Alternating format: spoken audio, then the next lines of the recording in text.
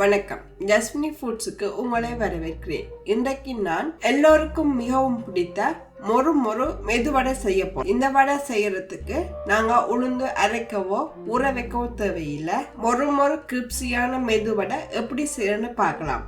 அதுக்கு முன்னால அதுக்கு தேவையான பொருட்கள் என்னென்னு பார்ப்போம். 1 கப் வறுக்காத அரிசி மாவு, 1 கப் தயிர், அரை மேசக்கரண்டி உப்பு, 1 கப் தண்ணீர், அரைப்பாதி வெங்காயம் சின்ன சின்ன துண்டுகளாக வெட்டி வச்சிருக்கேன். அதோட 3 காம்பு கருவேப்பிலை, சிறிதளவு கொத்தமல்லி இலை, 1 துண்டு இஞ்சி சின்ன சின்ன துண்டுகளாக வெட்டி வச்சுக்கேன், 5 பச்சை மிளகாய் சின்ன சின்ன துண்டுகளாக வெட்டி வச்சுக்கேன், ஒரு 15 மிளகாய் எடுத்து வச்சுக்கேன். இவ்வளவு பொருட்களையும் வச்சு நாங்கள் எப்படி செய்யறோன்னு பார்க்கலாம்.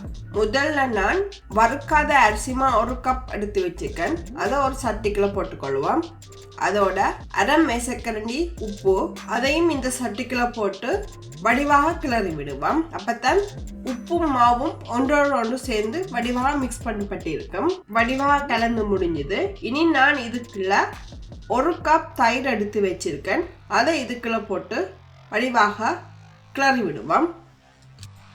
எந்த ஒரு கட்டியும் இல்லாம மாக்கலவை வடிவாக கிளறி விட வேணும். இந்த தயிரை எடுக்கும் போது நல்லா புளிச்ச தயிர் எடுக்கக்கூடாது. நல்லா புளிச்ச தயிர் என்று சொன்னால் வடையும் கொஞ்சம் புளிப்பு தன்மையாக இருக்கும். எந்த ஒரு கட்டியும் இல்லாமல் இந்த மாக்கலவை வடிவாக கிளறி முடிஞ்சது. இனி நான் இதுக்குள்ள 1 கப் தண்ணி எடுத்து வச்சிருக்கேன். அதையும் இதுக்குள்ள விட்டுக்கொள்றேன். எப்படி நாங்கள் தோசை மாவுக்கு எந்த ஒரு கட்டியும் இல்லாமல் கரைப்போமோ அதே மாதிரி இந்த மாக்கலவையும் தோசை மாக்கலவை எப்படி கரைச்செடுக்கணுமோ அதே மாதிரி கரைச்செடுக்கணும்.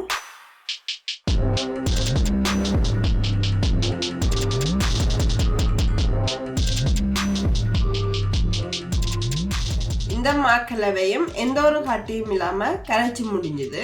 இனி நாங்கள் இதை ஒரு பாத்திரத்துக்குள்ள மாற்றி அடுப்புல சூடு காட்டுவோம். இனி நாங்கள் ஏற்கனவே கரைச்சி வச்சிருக்க மாக்கலவைய இந்த சட்டியில ஊற்றுவோம். அடுப்பை மீடியம் ஹீட்ல வச்சுக்கொண்டு இந்த மாக்கலவைய கரண்டியால கைவிடாம தொடர்ந்து கரைத்து கொண்டிருக்கணும். இல்லாட்டி அடிப்பிடிச்சு விடும். அந்த நேரத்துல நாங்கள் ஏற்கனவே வெட்டி வச்சிருக்க பச்சை மிளகாய் இதுக்குள்ள சேர்த்துக்கொள்வோம்.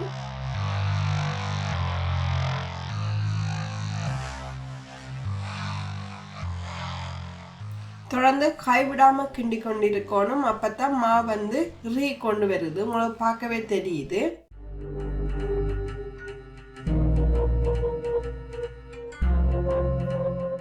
பதினஞ்சு மிளகாய் எடுத்து வச்சிருக்கேன். அதையும் இதுக்குள்ள சேர்த்துக்கொள்வோம். 1 மேசக்கரண்டி பெருஞ்சீரகம், அதையும் இதுக்குள்ள சேர்த்துக்கொள்வோம்.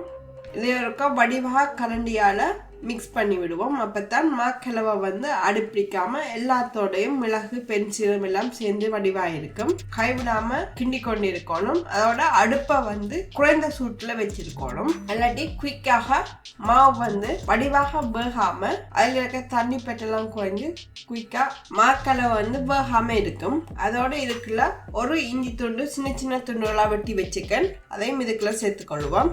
3 காம்பு கறிவேப்பிலை சின்ன சின்ன துண்டுகளா வெட்டி வச்சிருக்கிறேன். அதையும் இதுக்குள்ள சேர்த்துக்கொள்வோம். இது ஒருக்கா எல்லாவற்றுடன் சேரும்படியாக வடிவாக கிளறி விடுவோம்.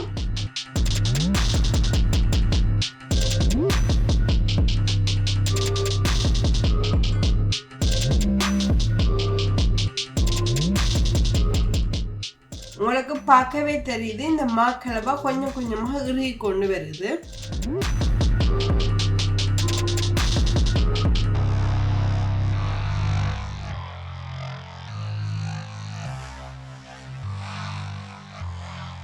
இடியப்பம் குழைப்பதற்கு எப்படி மாக்கலவையை ரெடி பண்ணுவோமோ அதே அளவு பதத்துக்கு வரும் வரையும் இந்த மாக்கலவைய அடுப்புல வச்சு சூடாக்குவோம். உங்களுக்கு பார்க்கவே தெரியுது சட்டியில ஒட்டாம வடிவாக வெந்து கொண்டு வருதுமா.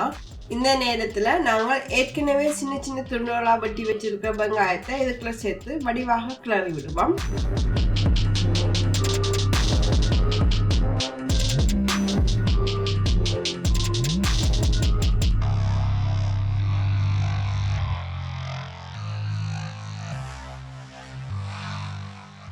அதோட நாங்கள் சின்ன சின்ன வட்டி வச்சிருக்க கொத்தமல்லியிலையும் இதோட சேர்த்துக்கொள்வோம். இதே முறுக்கா படிவாக கரண்டியால் மிக்ஸ் பண்ணி விடுவோம். அப்போ தான் கொத்தமல்லியிலையும் எல்லாவற்றோடும் சேர்ந்து இருக்கும்.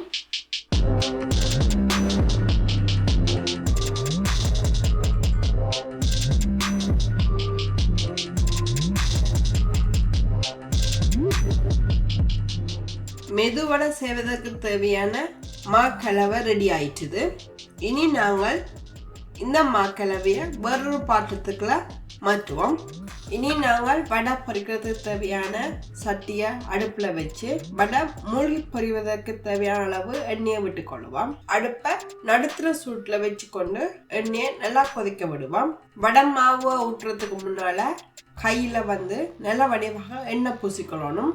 எண்ணெய் பூசினா தான் கையில் மா எதுவும் ஒட்டாமல் இருக்கும்.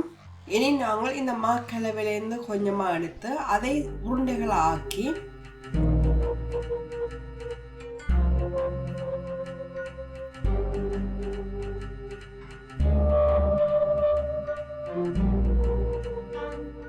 அந்த உருண்டையை உள்ளங்கையில் வச்சு மெதுவாக தட்டி நடுவில் ஒரு சின்னமாக ஓட்டை போடுவோம். எப்படி வடைக்கு செய்வோமோ அதே மாதிரி இதையும் செய்ய வேணும்.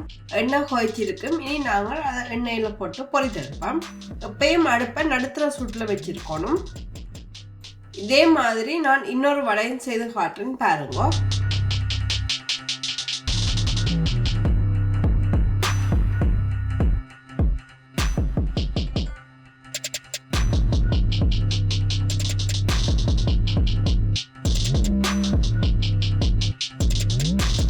இந்த வடை பொரியறதுக்கு கொஞ்சம் நேரம் எடுக்கும்.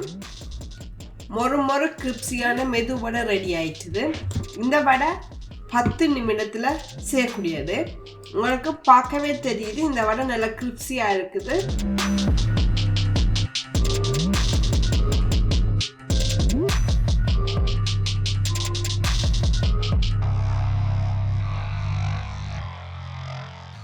நீங்களும் வீட்டில் செய்து பாருங்க எப்படி இருக்குன்னு சொல்லி கீழே இருக்கிற கமெண்ட் செக்ஷனில் கமெண்ட் செய்யுங்க. இந்த வீடியோ பிடித்திருந்தா உங்கள் நண்பர்களுடன் பகிர்ந்து கொள்ளுங்க. மறக்காமல் ஜஸ்வினி ஃபுட் சேனலை சப்ஸ்கிரைப் பண்ணாதவர்கள் சப்ஸ்கிரைப் பண்ணிக்கொள்ளுங்க. அதோட அதுக்கு பக்கத்தில் இருக்கிற பெல் ஐகானையும் கிளிக் பண்ணுங்க. அப்போ தான் நான் போகிற வீடியோக்கள் உங்களுக்கு உடனுக்குடன் கிடைக்கும். மீண்டும் ஒரு புதிய வீடியோவில் உங்களை சந்திக்கிறேன். நன்றி, வணக்கம்.